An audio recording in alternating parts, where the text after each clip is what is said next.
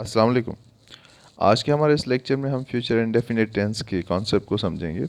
हम ये देखेंगे कि फ्यूचर इंडेफिनिट टेंस को कहाँ पे यूज़ किया जाता है, इसके डिफरेंट हेल्पिंग वर्ब्स कौन से होते हैं और इसका सेंटेंस स्ट्रक्चर क्या होता है।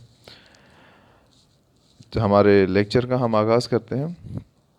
सबसे पहले समझना ये ज़रूरी है कि फ्यूचर इंडेफिनिट टेंस क्या होता है। याद रखिए, टेंसेस हमें सिर्फ टाइम बताते हैं। फ्यूचर इंडेफिनिट टेंस हमें ये बताता है कि कोई भी काम, कोई भी एक्शन फ्यूचर में टेक प्लेस होगा। ठीक है, फ्यूचर में जो है वो अकर होगा कोई भी काम।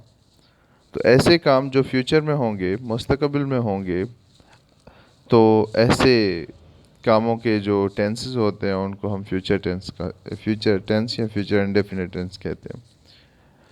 इसके साथ साथ अगर इसके हेल्पिंग वर्ब्स को देखें तो दो तरह के होते हैं, शल and will.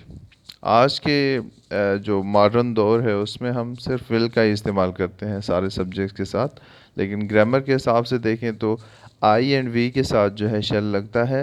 Will, he, you, they, she, it and Ali means singular noun के साथ लगता है। अभी इनका हम जो है दूसरे यूजेस भी शल एंड विल के पढ़ेंगे। इसका सेंटेंस स्ट्रक्चर, सब्जेक्ट इसमें लगता है सबसे पहले, उसके बाद हम विल लगा के या शल लगा के इन्फिनेटिव लगाते हैं। इन्फिनेटिव का मकसद ये होता है कि बेसिक फॉर्म ऑफ वर्ब जो लगाते हैं हम, फर्स्ट फॉर्म ऑफ वर्ब। ठीक है, एग्जाम्पल देख लेते हैं यहाँ पे, he will come to us next month. ठीक है, यहाँ पे हमने सब्जेक्ट ही लगाया, उसके बाद विल लगाया, उसके बाद first form of verb prepositions use किए हमने, टू, उसके बाद अस और पूरा सेंटेंस। ठीक है, हमारा जो सेंटेंस है he will come to us next month, ये हमारी जो सेंटेंस स्ट्रक्चर है यहाँ पे जो मैंने लिखी है ये वाली, इसको सेटिस्फाई कर रहा है कम्प्लीटली, तो हम ऐसे सेंटेंस को फ्यूचर इंडेफिनिट टेंस ही कहेंगे। उसके बाद सेकंड जो सेंटेंस है हमारा वो है they will join us on Monday. ठीक है, इससे हमें पता चलता है कि मंडे अभी तक आया नहीं है, मंडे आएगा। ठीक है, दे के साथ विल लगाया हमने, उसके बाद फर्स्ट फॉर्म ऑफ वर्ब लगाई ये वाली। ठीक है बच्चों, इस तरह से हमने इसके सब्जेक्ट वर्ब एग्रीमेंट को लेके चलना है। अगर आप इसके सेंटेंस के साथ कोई भी छेड़खानी करते हैं तो ये आपका सेंटेंस गलत हो जाएगा। आपने सब्जेक्ट वर्ब एग्रीमेंट का ध्यान रखना है इसमें। इसके साथ साथ शल का यूज़ कहाँ पे कर सकते हैं हम? शल का यूज़ सजेशंस में करते हैं, जैसे कि यहाँ पे एक एग्जांपल लिखी हुई है, shall we go for coffee.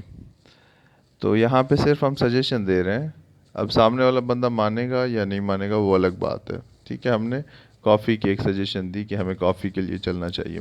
Second example है shall we leave for home. यहाँ पे भी हमने एक सजेशन दी है कि क्या हमें घर चलना चाहिए। ठीक है, अब सामने वाला बंदा इसे एग्री करता है या नहीं करता वो अलग बात है। शैल को सिर्फ सजेशंस के लिए इस्तेमाल करते हैं। वैसे आज के दौर में जो जो कॉन्ट्रैक्शन का कॉन्सेप्ट आ गया, ऊपर से अपोस्ट्रॉफी लगा के, मीन्स देखें ऐसे मैं लिख के दिखाता हूँ आपको, ये आई हो गया अपोस्ट्रॉफी, ठीक है, और उसके साथ डबल एल, आयल का जो यूज़ करते हैं, आयल डू दिस। ठीक है, इसकी वजह से शल का कॉन्सेप्ट जो है वो ख़त्म हो गया है। ज़्यादातर लोग इसको यूज़ नहीं करते, लेकिन ग्रामर के हिसाब से इसको यूज़ करना चाहिए। स्पेशली राइटिंग में कॉन्ट्रैक्शन को अवॉइड करना चाहिए, ये यूज़ नहीं करनी चाहिए। हमें प्रॉपर जो वर्ड्स हैं वो लिखने चाहिए, जैसे शल हो गया, विल हो गया। ठीक है बच्चों, इस चीज़ का आप ध्यान रखें, क्योंकि ये छोटी छोटी चीज़ें जो है आपकी राइटिंग में बहुत बड़ा किरदार प्ले करती हैं। उसके बाद देखेंगे हम विल को कहाँ पे यूज़ कर सकते हैं। विल को एक तो रिक्वेस्ट के लिए यूज़ किया जाता है, यहाँ पे मैं इसको हाईलाइट कर देता हूँ, ये फर्स्ट वाला रिक्वेस्ट के लिए मैंने लिखा हुआ है, will you write a letter to your boss today.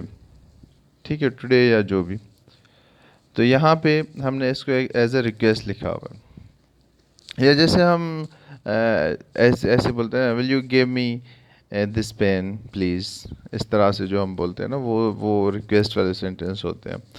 तो ऐसे सेंटेंसेस के लिए भी हम विल का इस्तेमाल करते हैं। उसके बाद दूसरा विल का इस्तेमाल होता है कि अगर हम किसी को थ्रेटन कर रहे हो, ठीक है, किसी को डरा रहे हो कि हम ये कर लेंगे वो कर लेंगे, तो जैसे यहाँ पे एक एग्जांपल लिखी है मैंने, I will teach you a lesson.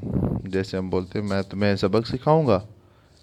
ठीक है बच्चों। तो ऐसे अगर किसी को हम थ्रेटन करते हैं तो वहाँ पे भी विल का इस्तेमाल होता है। दूसरा, नेगेटिव सेंटेंसेस जो होते हैं उनके लिए भी हम विल का इस्तेमाल करते हैं। जहाँ पे लिखा हुआ है I will not teach you this thing, ठीक है, यहाँ पे शल नहीं लगाते हम। तो इससे बेहतर है कि सारे सबके साथ विल ही इस्तेमाल किया जाए, क्योंकि यहाँ पे हम आई के साथ भी विल ही इस्तेमाल कर रहे हैं। शल सिर्फ सजेशंस के लिए इस्तेमाल होता है। समझ में आ रही है बात। दूसरा दूसरा इसका एक यूज़ विल का ये भी होता है कि अगर हम जो है ना वो शौकियाँ लगाते हैं अपने दोस्तों के साथ। जैसे हम कहते हैं कि अगर मैं फ़लाँ अफसर बन गया तो मैं ये कर दूंगा वो कर दूंगा। तो इस तरह के जो सेंटेंसेस होते हैं, if I become CSS officer, जैसे हम बोलते हैं I will show you this thing फ़लाँ फ़लाँ, इस तरह की जो शौकियाँ हम मारते हैं ना उनके लिए भी हम जो है विल का इस्तेमाल ही करते हैं। तो यहाँ पे हमारा ये लेक्चर पूरा होता है। अगर आपने चैनल को सब्सक्राइब नहीं किया तो ज़रूर सब्सक्राइब करें, क्योंकि ग्रामर से रिलेटेड बहुत सारी वीडियोज़ अभी आनी है, तो उनका आपको बहुत ज़्यादा फ़ायदा होगा। अपना ख्याल रखिएगा, अगले लेक्चर में मिलते हैं। अल्लाह हाफ़िज़।